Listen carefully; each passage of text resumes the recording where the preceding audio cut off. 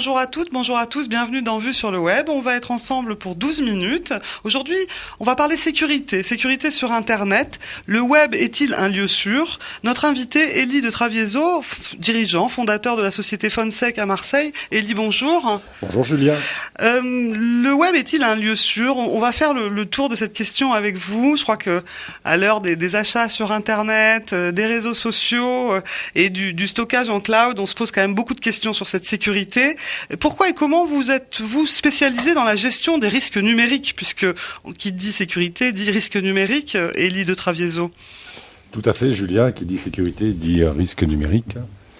Mon parcours est un petit peu particulier. Sorti d'école de commerce dans les années 95, je me suis passionné pour les nouvelles technologies et plus particulièrement pour la sécurité. J'ai d'abord travaillé dans des cabinets d'intelligence économique avant d'intégrer un grand groupe en tant que responsable d'AV anti-piratage, ce qui m'a permis dans les années 2000 de fonder la société Fonsec. Fonsec, qu'est-ce que vous voulez dire par cet assemblage de faune et de sec?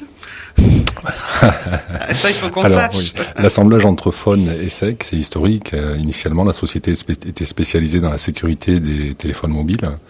Et aujourd'hui, on a une activité qui est beaucoup plus transverse sur la gestion globale du risque numérique avec des prestations de sécurité de l'information, de lutte contre la fraude ou de gouvernance sécurité. Est-ce qu'on peut dire qu'il y a 10 ou 15 ans, le risque numérique a été croissant? Est-ce qu'il y a des dates comme ça clés dans l'histoire d'Internet par rapport à ces problématiques de sécurité? Alors, il n'y a pas de date précise qui marque un historique des enjeux de sécurité. Ce qu'on peut constater, c'est que les enjeux de sécurité évoluent en fonction de l'évolution de l'économie numérique. Aujourd'hui, l'économie numérique représente des millions de chiffres d'affaires, des centaines de millions de chiffres d'affaires, des dizaines de milliers d'emplois, et de ce fait attire malheureusement la convoitise de réseaux de cybercriminels ou de pirates informatiques. Les risques majeurs lorsqu'on fait un achat sur Internet, je parlais d'e-commerce en début d'émission, est-ce qu'on peut les lister? Est-ce qu'on les a tous identifiés? Alors tout à fait, Julia, il est très intéressant à cette période de l'année de faire un petit rappel sur les enjeux de sécurité par rapport aux achats, c'est savoir que nous rentrons dans la période des fêtes, qui est une période importante pour les acteurs du e-commerce. Au niveau des risques majeurs pour les internautes, donc le premier risque, c'est de ne pas recevoir sa commande, tout simplement. Il est fort dommageable de faire une commande de 500 € pour des biens hi-fi, électroménagers, et de ne jamais recevoir sa commande. Donc ça, c'est le premier risque qu'on identifie et qui existe aujourd'hui, malheureusement. Le deuxième risque, c'est l'utilisation frauduleuse de sa carte bancaire. C'est-à-dire qu'en fonction du site sur lequel vous allez commander et du niveau de sécurité de ce site-là, vos données bancaires pourront être par la suite captées par des individus malveillants et qui auront une utilisation frauduleuse de votre carte bancaire. Et le dernier risque, qui n'est pas très présent encore dans l'inconscient collectif des internautes, acheteurs, c'est l'achat de contrefaçon. Bien souvent, l'internaute aujourd'hui, il recherche avant tout un prix. Et malheureusement, sur certains produits, quand on recherche un prix, on achète un produit contrefait. Donc sont visés le textile, l'électroménager et j'en passe. Est-ce qu'on peut parler d'un lieu sûr avec tous les outils, les modules qui existent, le traçage des adresses IP? Alors là, on parle un petit peu technique, mais est-ce qu'on n'a pas quand même mis en place du cryptage, des modules sécurisés? Je pense aux modules, vous parliez d'achat en ligne. Est-ce qu'on est dans un lieu sûr ou un lieu dangereux lorsqu'on rentre son numéro de carte bancaire? Alors, pour répondre très simplement, tout va dépendre de là où vous achetez sur Internet. Il faudrait certainement privilégier des sites très connus, je ne vais pas en citer à l'antenne, et qui utilisent la technologie 3DS. Donc qu'est-ce que la technologie 3DS? C'est une technologie qui a été mise en place par les banques pour justement lutter contre l'achat frauduleux ou l'usurpation de données bancaires. Lorsque vous faites un achat, vous allez recevoir un code sur votre téléphone portable, et ce code, vous allez devoir le saisir sur le site internet sur lequel vous faites la commande pour valider la commande. Et c'est ce qui permet aussi bien à la banque qu'aux commerçants de s'assurer que vous êtes bien le vrai détenteur de la carte bancaire, à savoir que c'est la banque qui communique le SMS. Réseaux sociaux et données personnelles, est-ce qu'on peut parler de liaisons dangereuses? Parce que là aussi, de plus en plus, alors de jeunes, mais aussi de seniors, et bien sûr toutes les personnes qui travaillent autour de l'entreprise, se mettent en réseau, on crée des intranets, entre guillemets, pour être ensemble sur des plateformes avec des liens privilégiés. Est-ce que les données qu'on rentre au moment où on saisit le fameux formulaire pour dire un petit peu qui on est, sont récupérés. Où en est-on de ces réseaux sociaux et de ces données personnelles? Alors, déjà, premièrement, on peut distinguer deux types de réseaux sociaux, les réseaux sociaux professionnels et les réseaux sociaux personnels. Concernant l'utilisation des données personnelles, nous pouvons distinguer deux types aussi de données personnelles. À la fois les données personnelles que vous enregistrez lors de la création de votre compte et les données personnelles que vous allez dévoiler dans l'utilisation des réseaux sociaux, que ce soit professionnel ou personnel. En termes de liaison dangereuse d'utilisation des données personnelles, oui, aujourd'hui, la donnée personnelle est une donnée commerciale. Nous nous dirigeons vers des projets qui sont appelés des projets de big data, dans lesquels on va essayer de centraliser le maximum de données personnelles pour offrir un service qualifié et qui correspond parfaitement à vos attentes, avant même que vous y ayez pensé.